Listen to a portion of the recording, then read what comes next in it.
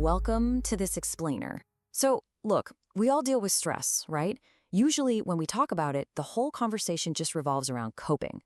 Just surviving the storm, trying to get through the day. But actually, scratch that. Today, we're unpacking a much more empowering, highly focused concept from our source material. We are talking about architecting your resilience. Notice that word, architecting. We're not just crossing our fingers and hoping we can handle the pressure when it eventually shows up. No, we're treating the mind like a structural foundation that can be deliberately, actively reinforced, brick by brick. Okay, let's dive into this. The source material frames this whole concept as a direct, non-negotiable instruction. Build a resilience threshold. It's fascinating, honestly, because we so often treat resilience like some mysterious innate trait. Society tells us you either naturally have a thick skin or you just don't. But this perspective, it flips that idea completely on its head. It treats resilience as a tangible skill, a foundation that requires your active, deliberate construction. Think about it. You aren't just born with a skyscraper, right? You have to pour the concrete and build it from the ground up. So let's define exactly what it is we're actually building today. The absolute central focal point of our construction project is the resilience threshold. Think of this as the foundational psychological capacity that you must actively build up and raise to weather future stress. It's exactly like a physical bridge. A bridge has a maximum weight it can support before it literally starts to crack under the strain, right? Well, your mind has a baseline level of pressure it can currently handle without breaking. That baseline structural load, that is your resilience threshold. Now, what's really interesting about this slide is how it purely visualizes our explicit goal here. It's not just about understanding your current baseline. It's about actively pushing it higher. It's taking a hard, honest look at what you can comfortably handle today, your current capacity, and deliberately elevating that threshold for tomorrow. It's a completely intentional upward shift. We want to add height and strength to those psychological defenses.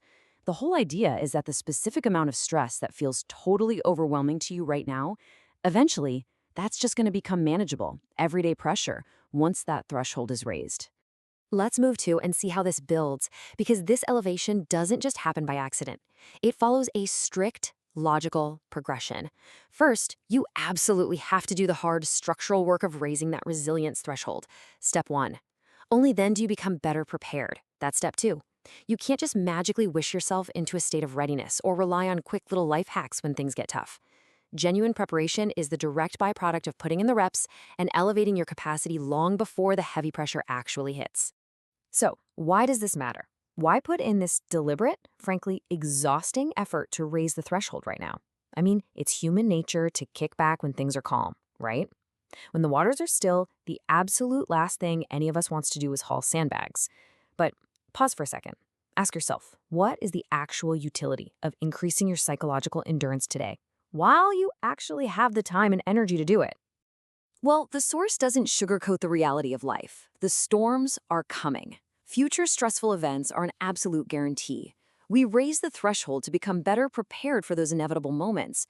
It's not about pretending stress won't happen or constantly hiding from it. Honestly, it's an incredibly empowering realization.